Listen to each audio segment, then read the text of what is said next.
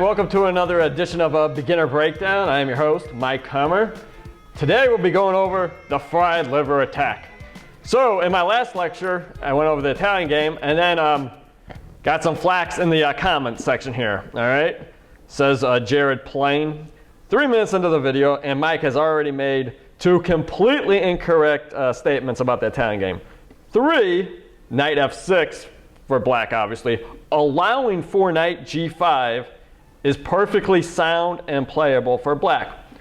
Well, let's see if that's really the case. As my buddy right down there, he explains, dude, it's for beginners. I mean, you don't want to go into the fried liver attack if you're black.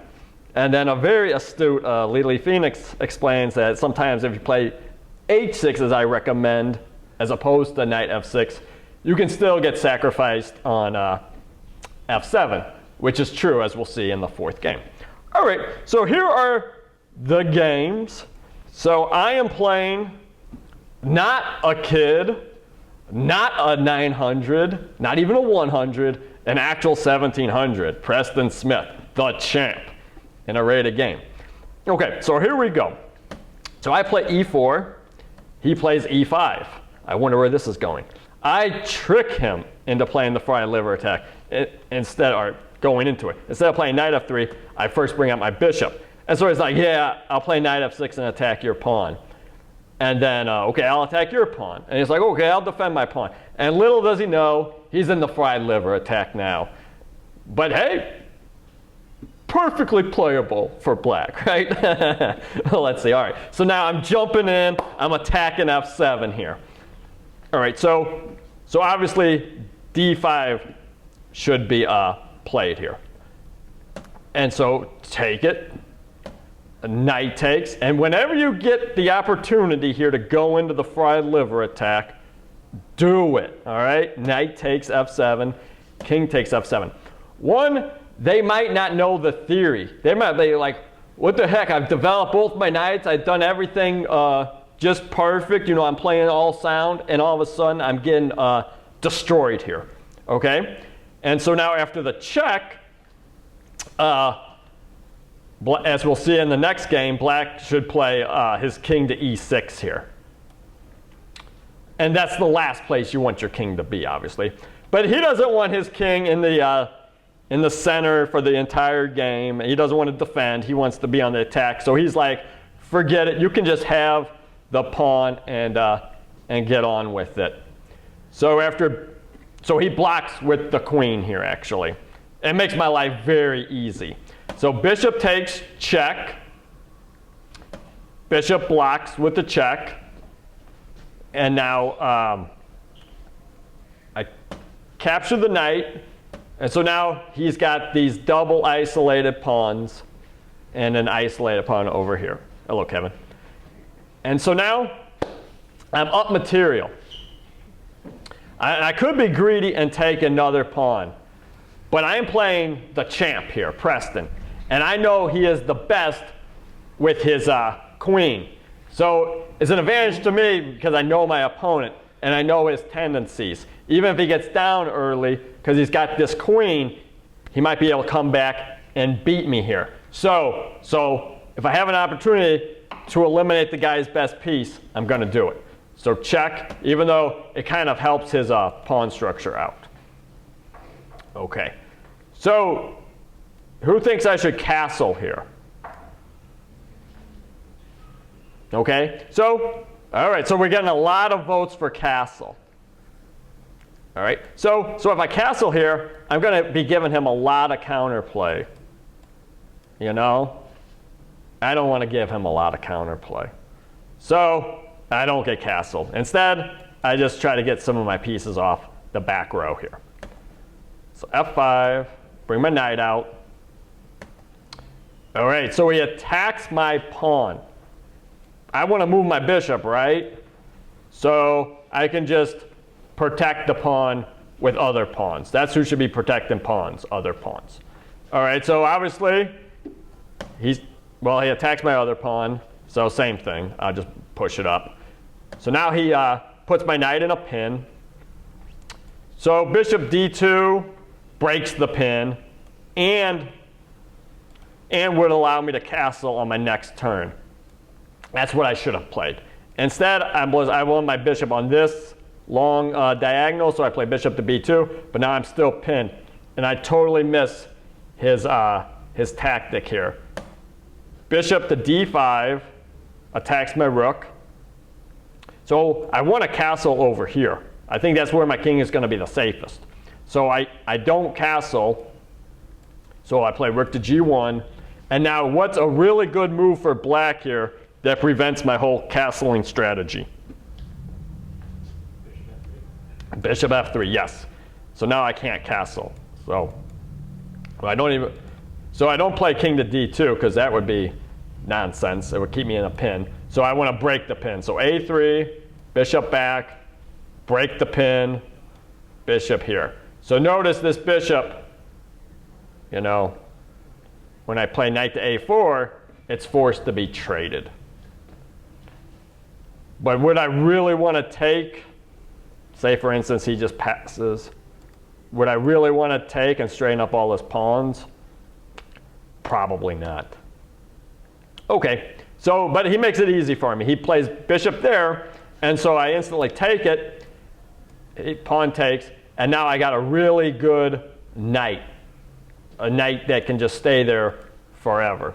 But first things first, I don't want to, if I play knight to c5 here, he can obviously give me a check. I move, give me another check, get all the way down there, check, and I'd be in a lot of trouble. Okay, so we got to watch out for, you know, checks and captures and all the good stuff. So king up prevents that. So now obviously if he would play here, which he doesn't, I would just challenge the file. Okay. All right, instead he plays a5, threatens to take my pawn, so I protect it. So he takes the pawn, so I take it. And now I don't mind trading the rooks, and I'm also threatening this pawn. So now he's going for the e file. So let's see if I follow my advice. Nope.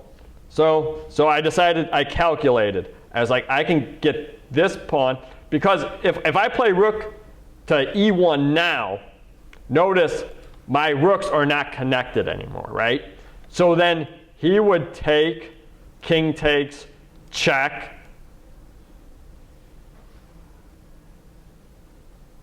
Maybe I could play king f1, although that looks really risky. And then if I go there, check.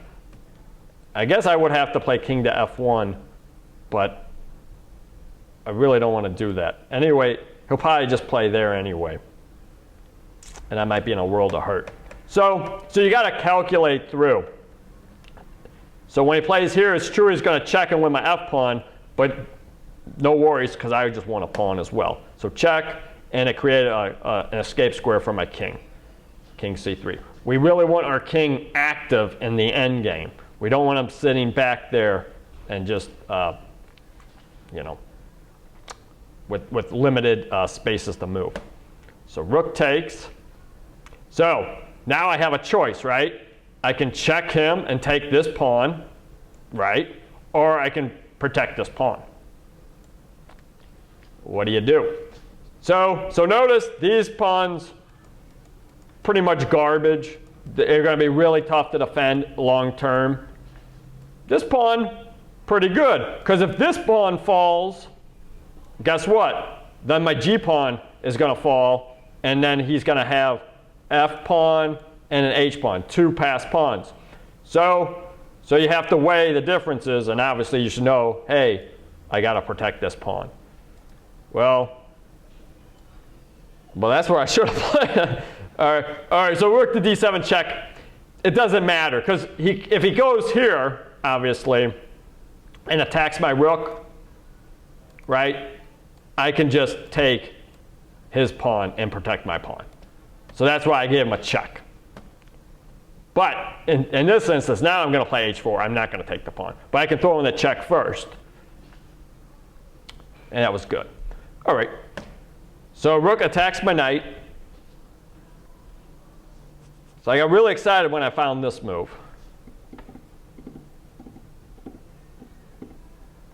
So we have a lot of different options, right? We could move the knight and allow rook takes a3 check. We could move our king to b3, but that might, or even b4, but that might lead to a perpetual. Checks. I'm not going up here. If I go back, he can just go back. I try to defend again, check. Even if I do go up there, check. And then it's a draw by a perpetual check. Okay? Or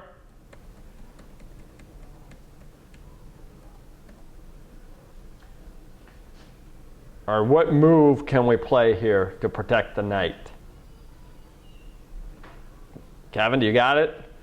How can we protect the knight other than with the king? Well, you can protect it with the rook, I suppose. Then if his pawn attacks your rook, which does play, yes. I get to win a pawn out of it. Or well, yeah, we take the pawn, which we do instantly, and then we get checked. But we're not too upset about these checks. I mean, these checks really aren't hurting us too much, so that's okay. So now king attacks the rook, he attacks our knight, and now we have some different options, right? We could just have our knight be a defender for the rest of the game. We can just throw him up there, or we can think, hey, if we play our knight there, we're going to get this big knight check here. So that's what we want to do. If we would play our knight just to be a defender here, the game might just peter out to be a draw, you know? So look for your checks here, and be active in the end game. Don't be passive, or else you'll just be playing, hoping for a draw instead of, you know, trying to win the game, you know? All right. So c5, obviously I don't take. I give him the check here, and now I'm crushing him. And the king is just wandering around. He's got no home, the wanderer, all right? and now he's back. He's back. Back to this castled square. All right, so now we're really excited. Those checks really hurt him, right? I mean, it forced him all the way back to the back row, where he doesn't have many flight squares now. Where my king, you know, he got around and around and around, and he's doing good because he's got a lot of different choices when he gets checked. Like, look at this. Well, obviously we play rook to e1, threaten checkmate. So when he plays check, it's like, who cares? King c3, so the only way to stop mate is here. And now, what move do you think I play to really hurt him here? Obviously the move is rook e7, right? Rook e to e7. You got your rooks on the back row here, and luckily my knight isn't on b3, right? He's ready to join in and be an integral part of this checkmate here. So if I was playing black here, I would threaten my own checkmate, right? Rook takes pawn would be checkmate, right? All right, so, but it doesn't matter because I'm going to play rook check, check, check. And my knight gets in here with a check, and then we got this really fancy checkmate. Yeah, and obviously he didn't even threaten the checkmate. He played some bonehead move, but anyway, so he played the fried liver. His king never got safe and castled. By the time he got to g8, it was too late, and just totally crushed him. Okay, so a lot of people will say, hey, we don't even have to play the fried liver after knight to g5, okay? Here it is, pure garbage, okay? So here, so e4, e5, knight f3, knight c6, bishop c4, and they'll say, this is fine, just play knight f6, And then after knight to g5, d5, pawn takes d5. And now, instead of capturing the pawn back, right, play knight to a5. All right, so that allows the bishop to give a check. Pawn up, pawn takes, and now white, if you play white here, you play your bishop just back to d3. So if this knight ever gets attacked, he can just swoon into e4, okay? So look at this. Would you rather be white or black in this position? White, you're up a piece, all your pawns are so nice. If you're playing with the black pieces, let's flip the board here. Because if you're telling your students to play knight f6 on move 3, this would be a very logical outcome of what could happen. So is this how your student wants to play? Down a pawn in the opening, your knight looking silly on the edge of the board. You have not one but two isolated pawns, and you got really nothing going for you. Okay, where is the attack? Okay, you could attack my queen, and then I can just play bishop to e2. You'll play knight to d5, and I don't know what you think you got going for you. So knight to d5 attacks the knight. So, you know, you can just play the knight back, and everything will be fine. So that's why you never play knight f6 on move 3. Hopefully that will just end the discussion, okay? But I doubt it will. All right, but if you want further proof, let's play another one, all right? So here's my game against, well, we'll do one more here where I just wipe off the kid. And remember, when you play the fried liver here, e4, e5, knight f3, knight to g5, a lot of people don't even know how to even react to this. Like so be it. So now it's just game on here. And he's down a rook, and things aren't looking well for him. Castle, and now he's got his king back to e8, d4. Now this guy, he's only rated 1100. I grant you that. He's no 1700. But people, you'd rather be on offense than defense here. And now we have a cool double attack here. Everybody see it? Yep. All right. Queen e4 attacks the rook, undefended knight. So he decides, all right, I'll defend the rook and attack your rook. All right, so instead of playing queen takes knight, we stop early for the check, plays his king up, and then we get good old checkmate, okay? All right, so, you know, you'll see a lot of Scholastic games that end in this very fashion where they don't even know how to play d5 to defend. All right, so now here's a game I did play against 1300 Erik Tkachenko. You might remember that from one of my very first lectures. I played Erik Tkachenko when he was even a better player. I bet he's like 1600 now. But this is when he was still about 1300 and moving up the ranks. Now he tries to defend very well against the fried liver attack. So let's see if he can hold on to win. I doubt it. Knight takes, king takes. Okay. Now, the check. And so he's going for it. He's going to play king e6. And he's like, let's roll. Let's do this. All right, so attack the pinned piece.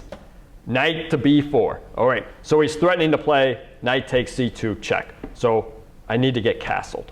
All right, which I do. He protects his knight with c6. So this is a pretty common setup you'll see in the fried liver attack if they play all the optimal moves. All right, so now we want to just break open the center here. Knight takes c2. And this is where I mess up. All right, I should be worried about getting his 9 billion point piece here, right? So I should just take here. And then if he takes my rook, this isn't going to be very good for him. Knight takes, pawn takes, and now I have a really cool move here. It's attacking a pinned piece. Well, I have to make a pin first, obviously. And then I'll get him. Yeah, Ben Simon, got any ideas? Rook D1, excellent. And now he can just give up. The best move is actually take the bishop here. But if he plays anything else, like H6, check, mate. Okay? But, you know, I got scared, which happens, I guess. And so I'm like, all right, rook to B1, okay? Rook to B1. And then he gets a really cool trick, and knight takes. Okay, so it's not looking very good for me right now. Okay, I've sacrificed the knight, and he just managed to win 2 more pawns. So you might say, oh, a fried liver doesn't matter. But look at this. I have so much compensation. His king is just, you know, in the center, close to me, and his knight can't move. So at this point, I'm not getting down. So I put the pawn in the pin. So now he gets out of that pin, but he voluntarily removed the defender of the queen. When people are playing on defense, it's really, really tough to stay strong and solid, okay? Because people are messing up whether they're playing offense or defense. It's just when you mess up playing defense, it's magnified so much because you know, you have to play very precise. So bishop takes, bishop F5. So that was pretty good. So it's not looking good for the home team here. So I back it up, and he gets my rook. All right. So I need something good to happen here, fast. All right. So I threatened to take his pawn there. So he defends it. All right. But notice where he put the queen here. Basically in a forkable position with his king. Okay. So if I can get knight to E4 check, I'm going to be looking pretty good here, right? Obviously, I can't play it now because bishop will take. So do I have any good moves at all? Yes. So I can put my own bishop to E4. That will get him from being eaten, and then I can take with check. All right. So this is a mistake you see a lot in games. This knight has nothing to do with this bishop's problem, but he's just going to come in and interfere anyway and try to get in the middle of it, and bad things are going to happen when he gets this. So now I can just capture, and now I'm going to win the bishop back here, right? With a simple double attack. So queen check, king up, and queen takes the bishop here. All right. So now he's like bishop to C5, attacking F2. Big mistake. Julian sees it instantly.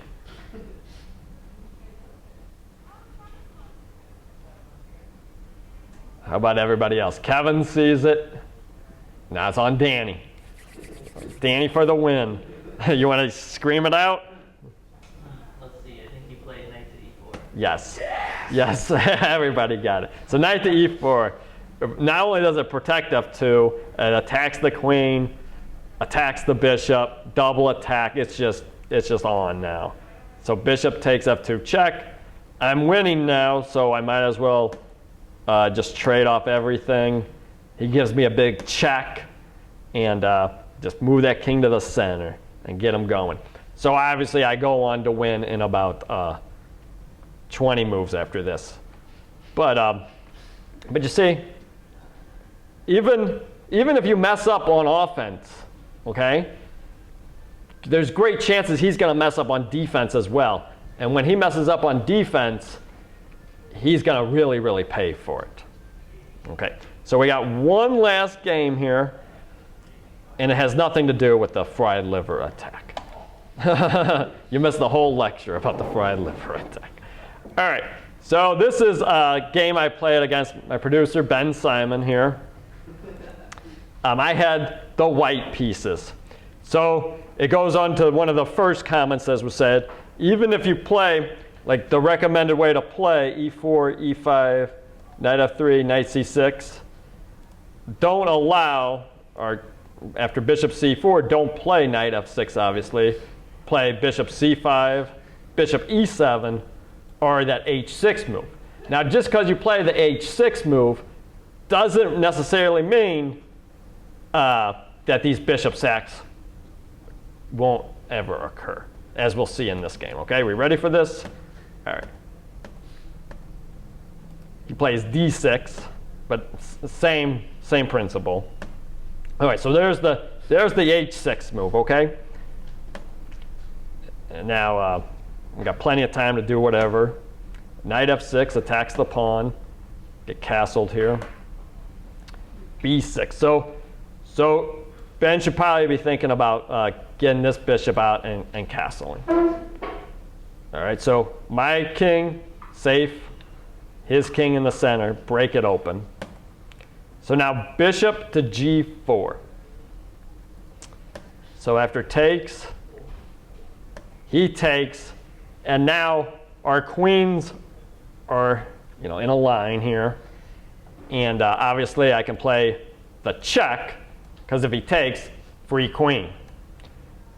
So king up, check, king takes, and now I get a free pawn here, bishop here, and now we can really taunt the rook here, okay?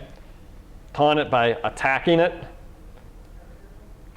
Rook back, knight takes, rook up, taunt it again.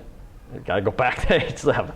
And you don't see that every day, huh? Yes, Julian. e5, bishop g8. What is it? So knight g6, rook h7, e5, bishop g8. e5 was played. Bishop g8. Bishop g8. Couldn't see it. Couldn't see it. Once I move that pawn, I want to just keep them rolling. Keep them going. Because I'm going to get a check and a queen and all the good stuff. You're thinking too small, Julian. Think about getting a queen and checkmate. All right, see. Where did your queen go? Yeah. All right, so bishop takes. Anyway, this rook is stuck, right? So I can do this as any time. I still don't even want to. So what do you even think that's still the best move? Here? No, I was the bishop d5. Yeah, bishop d5. Bishop d5 was played. Forking everything. So bishop c6, d4. Bishop takes c6, and now Julian, let's see, like of course I'm going, oh, I'll take the rook, or I'll take the knight, right? Do we have better than that? Think bigger this time. Bigger than what? I'm looking, but I don't see a legal move that doesn't win. Yeah, but you can win very, very quickly. It's even better than rook takes f2. Well, what do you want to... So you want to play rook e1? Is that your brilliant point? Wow, that's what the computer wants me to play. Because it's unstoppable now. I'm playing knight e3 because why not? Right, yeah. So So you might as well play like the computer and check them and king takes. I thought rook h8 was. Rook h8, See, you knight takes. cheat ridiculous. And now you can't escape the checkmate, right? I can play king d7 You could. And then the game is over, okay? So that's the fried liver for you. And but that wasn't the fried liver. But essentially, you get the drift. So hopefully, you know, teach the kids to play the fried liver as white and to stay away from 3 knight f6 as black, okay?